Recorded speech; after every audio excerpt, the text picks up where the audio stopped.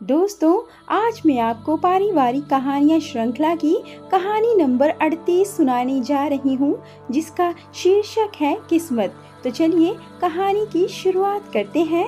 पर कहानी सुनने के पहले कृपया वीडियो को लाइक, शेयर और चैनल को सब्सक्राइब करना ना भूलें। हाय रे मेरी किस्मत, जो मुझे ऐसा पति मिला। न जाने कौन से पुण्य कर्म किए थे माँ जी ने, जो उनको इतना प्यार करने वाला पति मिला। काश मेरी भी किस्मत माँ जी जैसी होती। बाप देवदास और बेटा प्रेम चोपड़ा बनकर मेरे जीवन में आ गए। पता नहीं क्या देखकर माँ बाबूजी ने बेटे का नाम प्रेम रखा, जिसे प्रेम जताना तक नहीं आता। रसोई के काम करती मधु अकेली ही बड़बड़ा रही थी। मधु की प्रेम से शादी हुए 1 साल हुआ था। मधु ने जैसे ख्वाब अपने होने वाले पति के लिए सजाए थे, प्रेम बिल्कुल उससे अलग था। वो शांत और सौम्य स्वभाव का व्यक्ति था। वहीं मधु को पति रूप में ऐसा व्यक्ति चाहिए था जो सरप्राइज गिफ्ट दे, लॉन्ग ड्राइव पर ले जाए, कभी मूवी तो कभी शॉपिंग, गुलाब के फूलों के साथ आई लव यू भी कहे और ऑफिस जाते समय उसे गले लगाकर किस करके कहे, बाय जानू। लेकिन मधु के साथ प्रेम ऐसा कुछ भी नहीं करते थे। उल्टा मधु जब कभी प्रेम को हनी या जानू कहकर प्यार से बुलाती, तो प्रेम तपाक से मधु को टोक देता, ये कहते हुए कि मुझे ये सब पसंद नहीं। मधु कभी बाहर टहलते हुए अगर प्रेम के हाथ में हाथ डालकर चलने लगती, तो भी प्रेम टोकते हुए कहता, क्या कर रही हो? सीधा होकर आराम से चलो, छोड़ो मुझे, वरना खुद भी गिरोगी, मुझे भी गिरा दोगी। ये सब सुनकर मधु का मूड ही ऑफ हो जाता। वो बातों बातों में प्रेम को ताना देते हुए कहती, तुम्हारा नाम प्रेम नहीं, कठोर या काली होना चाहिए था। पता नहीं क्या सोचकर माँ बाबूजी ने तुम्हारा नाम प्रेम रखा। खुद तो अकल नाम की चीज नहीं। काश जाकर थोड़ी अकल बाबूजी से ही सीख लेते या उधार ले लेते कि पत्नी के साथ कैसे रहते हैं। किस्मत की धनी तो सासू माँ थी, जो उनके ना रहने पर भी बाबूजी का प्यार कम नहीं हुआ। आज भी जन्मदिन से लेकर सालगिरह तक सब याद रखते हैं, लेकिन सबकी किस्मत में ऐसा प्यार कहाँ होता है। उफ, लगता है अब ऐसे ही पूरी जिंदगी गुजारनी पड़ेगी। मधु के ससुराल में सिर्फ वो, उसके ससुर और पति साथ रहते थे।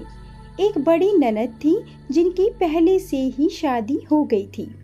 एक ही शहर में होने की वजह से अक्सर उनका आना जाना लगा रहता था। मधु दोपहर के खाने के लिए ससुर जी को आवाज लगा रही थी, क्योंकि उनके कमरे में जाने की उसको मनाही थी और प्रेम कभी भी उस कमरे में जाते नहीं थे। बहुत बार उसने जानने की कोशिश की, लेकिन किसी ने कुछ नहीं बताया। मधु की आवाज सुनकर उसके ससुर जी बाहर आए। उन्होंने मधु से कहा, बहू तुमने खाना खाया? नहीं बाबूजी। ठीक है, जाकर तुम भी खा लो। और ससुर जी खाना लेकर वापस कमरे में चले गए। मधु भी खाना खाकर उसके बाद रसोई का काम समेटकर अपने कमरे में आराम करने चली गई। बेड पर लेटते ही कब उसकी आंख लग गई पता ही नहीं चला। अचानक उसके कानों में उसकी ननद कविता की आवाज पड़ी। वो उठकर बाहर आई तो देखा वो रसोई से चाय बनाकर बाबूजी के कमरे की तरफ ले जा रही थी। कविता का ससुराल और मायका दोनों सिर्फ 2 घंटे की दूरी पर था, इसलिए कविता कभी भी आ जाती थी। मधु को कविता से कोई भी समस्या नहीं होती थी, क्योंकि कविता मधु को बहुत प्यार करती थी। मधु ने जब कविता को बाबूजी के कमरे की तरफ जाते देखा तो उत्सुकतावश दबे पांव आज वो भी उसके पीछे पीछे चल दी, क्योंकि पूरे 1 साल के बीच में आज तक कभी मधु को अपने ससुर जी का कमरा देखने का मौका नहीं मिला था।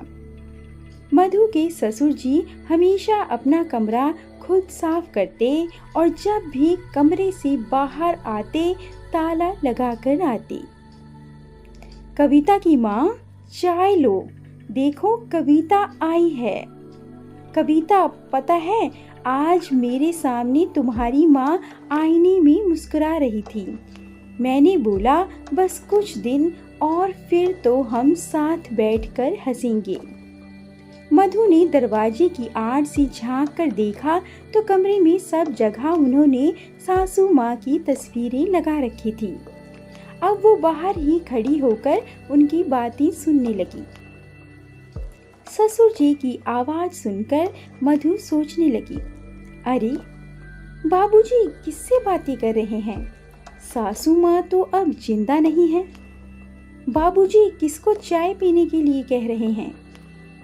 उसने खुले दरवाजे से थोड़ा झांक कर देखा तो उसे ससुर जी और ननद के अलावा कोई और नहीं दिख रहा था। सपने कभी सच होते हैं भला बाबूजी? सपनों की उम्र आँख खुलने तक ही होती है।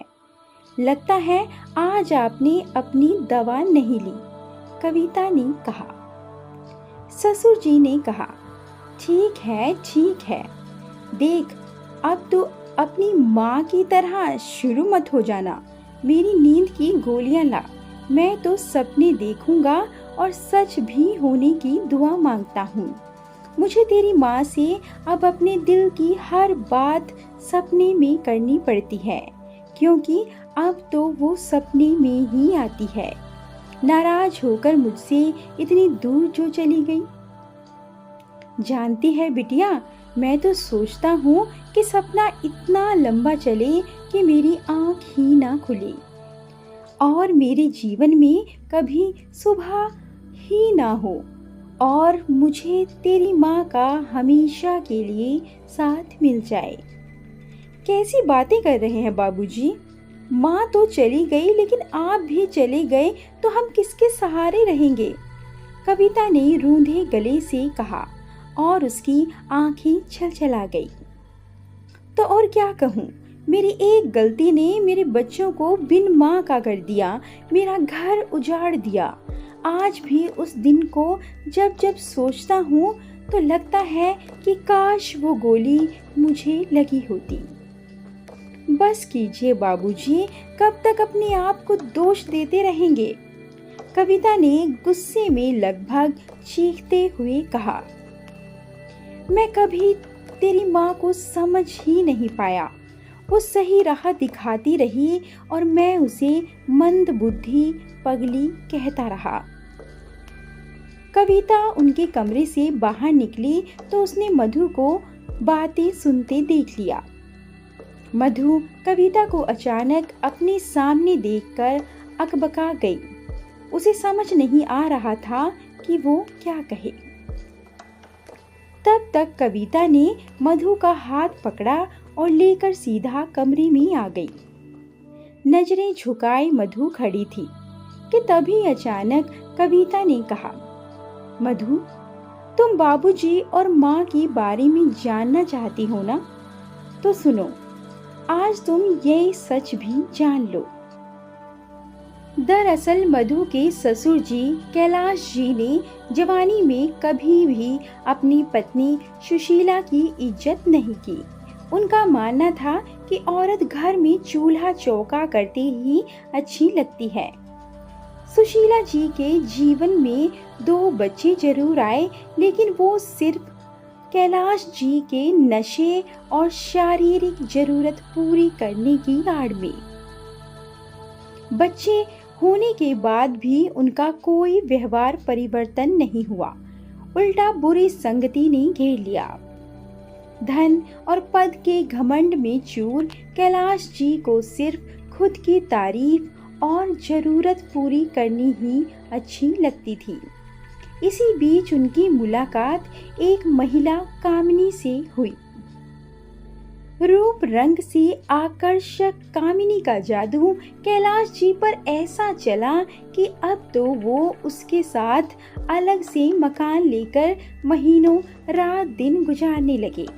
घर पर भूले भटके आते, घर खर्च के नाम पर कुछ पैसे देकर छुटकारा पा लेते। सुशीला जी जब विरोध करती तो उनको पूरी तरह पीटते। एक दिन कामिनी को कैलाश जी ने किसी आदमी के साथ देखा तो दोनों का बहुत बड़ा झगड़ा हुआ। कामिनी ने कहा, मैं तुम्हारी पत्नी नहीं जो तुम इस तरह से मुझसे बात करो, अभी निकलो मेरे घर से। जवाब में कैलाश जी ने कहा, ये घर मैंने खरीदा है, ये घर मेरा है, तुम यहाँ से जाओगी, मैं नहीं। समझ में आया? अच्छा, तुम्हारे ना रहने की बात तो मेरा ही होगा ना। झगड़ा इतना बढ़ा कि तभी कमरे में पहले से मौजूद आदमी ने बंदूक निकाल कर चला दी। जब तक कोई कुछ समझ पाता, सुशीला जी को गोली लग गई, क्योंकि वो उनके सामने आ गई थी। सुशीला जी को देखते ही कैलाश जी रोने लगे और कहा, अरे पगली, तू यहाँ कैसे और क्यों आई? तुझे यहाँ का पता किसने दिया? सुशीला जी ने कहा, मैं पहले से ही जानती थी, आप ना सही लेकिन मैं आपको बहुत प्रेम करती थी और करती भी हूँ। ये जरूरी तो नहीं कि हमें प्यार के बदले प्यार ही मिले, क्योंकि प्यार में कोई शर्त नहीं होती, इसमें लिया दिया नहीं जाता। आज अगर आपको कुछ हो जाता तो मैं जी नहीं पाती। आज यहाँ आई क्योंकि अपना प्रेम अस्पताल में भर्ती है, उसको पीलिया हो गया है और मुझे पैसों की सख्त जरूरत थी। लेकिन यहाँ आने के बाद देखा तो झगड़े की आवाज आ रही थी। आप मेरी चिंता छोड़िए, आप पहले जाकर प्रेम को देखिए। इतना कहकर सुशीला जी बेहोश हो गई। रोते बिलखते कैलाश जी सुशीला जी को अस्पताल लेकर पहुंचे, लेकिन तब तक उन्होंने दम तोड़ दिया था। लेकिन आज कैलाश जी धरातल पर आ चुके थे। केस चला, सबको सजा भी हुई, लेकिन इन सब का हमारे लिए कोई फायदा नहीं हुआ, क्योंकि हमारी माँ तो अब वापस नहीं आ सकती थी। लेकिन उनके दिए संस्कार हमें बाबूजी के प्रति अपने कर्तव्य निर्वाह को मजबूर करते हैं। जानती हो मधु, तब मैं 10 साल की थी, इसलिए मुझे माँ की तकलीफ पता है। मैंने उन्हें छुप छुप कर रोते देखा था, फिर भी बिना उफ किए उन्होंने दादा दादी की सेवा की। उनके जाने के कुछ सालों बाद वो दोनों भी चले गए। लेकिन तब प्रेम महज 60 साल का था। माँ के पार्थिव शरीर को देखकर प्रेम बिल्कुल शांत हो गया। उस दिन से वो बहुत कम बोलता है, अपनी भावनाएं प्रकट नहीं करता। ना जाने क्या उसकी बाल मन ने सोचा समझा, ये तो हम आज तक नहीं जान पाए। लेकिन हम दोनों बचपन से ही जिम्मेदार हो गए। बाकी बच्चों की तरह कभी कोई जिद नहीं की, जब जो मिला उसमें ही संतोष कर लिया। बाबूजी भी बदल चुके थे, हमारा ध्यान रखने लगे थे। हमारे जीवन में माता पिता दोनों बनने की उन्होंने पूरी कोशिश की, लेकिन कहते हैं ना कि माँ तो माँ होती है। तुम्हें लगता है ना कि प्रेम तुम्हें प्यार नहीं करता, लेकिन सच तो ये है कि प्रेम तो बिल्कुल माँ की तरह है, सच्चा। वो तुमसे प्रेम का दिखावा नहीं करता।